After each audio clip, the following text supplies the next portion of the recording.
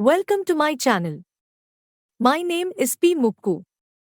Today we are going to discuss why South India is more developed than North India. What is the reason? Historical aspects, political aspects, economic factors, and so on. Introduction. A. Briefly introduce the topic of regional development disparities in India. Regional development disparities in India refer to the varying levels of economic, social, and infrastructural development across different regions of the country. While India as a whole has made significant progress in various areas, there are notable differences in development between South India and North India. This essay aims to explore the reasons why South India is generally considered more developed than North India. B. State the thesis that South India is generally considered more developed than North India. South India is often perceived as more developed than North India due to a combination of historical, geographical, educational, economic, infrastructure, and social factors. These factors have contributed to the overall progress and prosperity experienced by the southern states, distinguishing them from their northern counterparts. Historical factors. A. Discuss the influence of historical kingdoms and empires in South India. South India's history is marked by the presence of powerful kingdoms and empires such as the Chola, Pandya, and Vijayanagar empires. These civilizations thrived and made significant contributions to art, culture, trade, and architecture. They built magnificent temples, established trade networks with foreign countries, and promoted arts and literature, creating an atmosphere of prosperity and development. B. Highlight the advancements in arts, culture, and trade in South India. South India has a long-standing tradition of rich artistic and cultural heritage. Classical music forms like Carnatic music and dance forms like Bharatanatyam originated in South India and continue to flourish. The region is also known for its exquisite temple architecture, showcasing intricate carvings and sculptures. The patronage of the arts by historical rulers and the prosperity resulting from trade contributed to the overall development of the region. C. Compare with the impact of invasions and political instability in North India. While South India enjoyed relative stability and patronage for art and culture, North India witnessed multiple invasions by foreign powers such as the Mughals, Turks, and Afghans. These invasions led to political instability, destruction of infrastructure, and a disruption in cultural and economic activities. The frequent changes in power dynamics and external influences affected the region's overall development. Geographical factors. A. Discuss the natural resources and geographical advantages of South India. South India is blessed with abundant natural resources and geographical advantages. The region has fertile plains and river deltas, such as the Kaveri and Krishna deltas, which are ideal for agriculture. The coastal regions of South India offer access to the sea, facilitating trade and commerce. B. Highlight the impact of favorable climate on agriculture and productivity. South India enjoys a moderate and favorable climate throughout the year, with abundant rainfall. This climate supports multiple cropping seasons and a variety of crops, including rice, sugarcane, spices, and fruits. The availability of water resources, combined with suitable climatic conditions, has boosted agricultural productivity in the region. C. Contrast with the challenging geographical features of North India. In contrast to South India's favorable geography, North India faces various geographical challenges.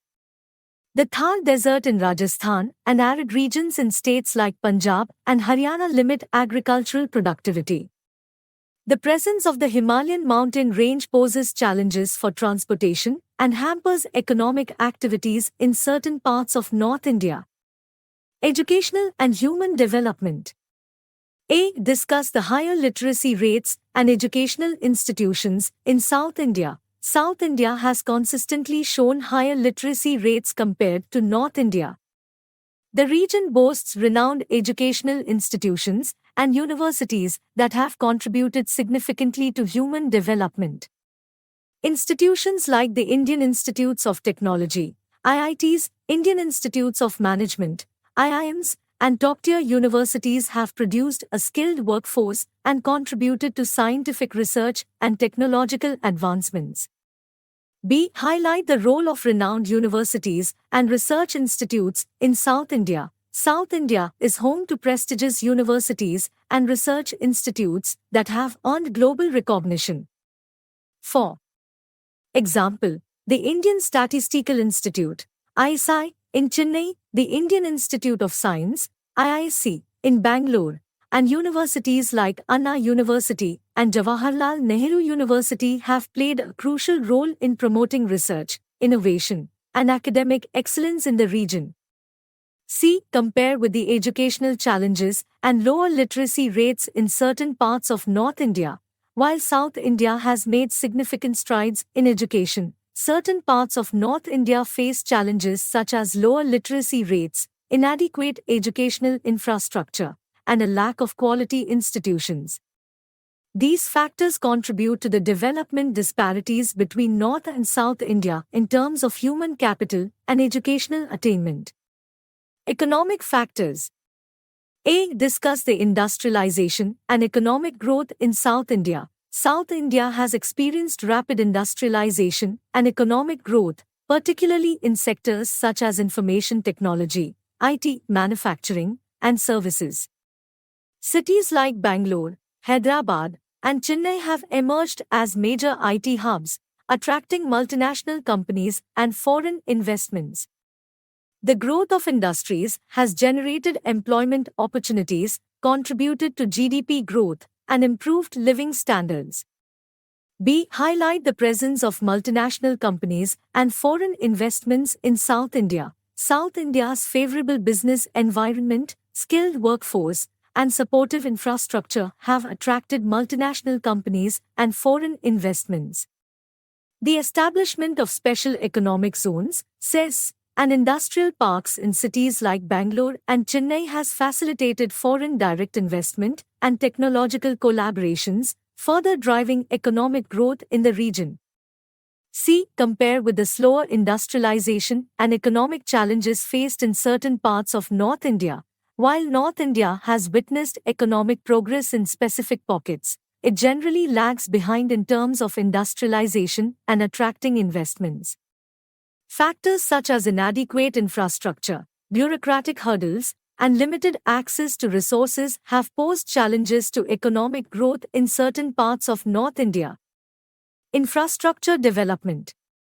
A. Discuss the well-developed transportation networks in South India. South India has a well-developed transportation infrastructure, including airports, seaports, and an extensive network of highways.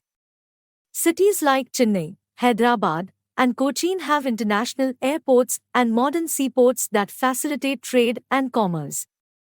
The presence of well-connected highways and road networks supports efficient transportation of goods and people within the region. B. Highlight the presence of modern cities and urban planning in South India. South India's cities have experienced planned urban development and modern infrastructure. Cities like Bangalore, Chennai, and Hyderabad have witnessed the establishment of technology parks, commercial centers, and residential complexes. These well-planned cities provide better living standards, improved public services, and a conducive environment for business and investments. C. Compare with the infrastructure gaps and urbanization challenges in certain parts of North India. Certain parts of North India face infrastructure gaps and challenges related to urbanization. Rapid and unplanned urban growth, inadequate transport systems, and congested cities hinder development efforts in these areas. The lack of well-connected transportation networks and urban planning poses challenges to economic growth and overall development. Social indicators. A. Discuss the higher indicators of social development in South India. South India generally exhibits higher social development indicators compared to North India. The region has achieved notable progress in healthcare facilities, sanitation coverage, gender equality, and social welfare programs. Efforts to provide quality healthcare services, improve sanitation infrastructure, and promote gender empowerment have contributed to better social indicators in the region. B. Highlight the impact of social reform movements in South India's history. South India has a history of social reform movements that have championed causes such as women's empowerment, abolition of caste-based discrimination, and access to education for all.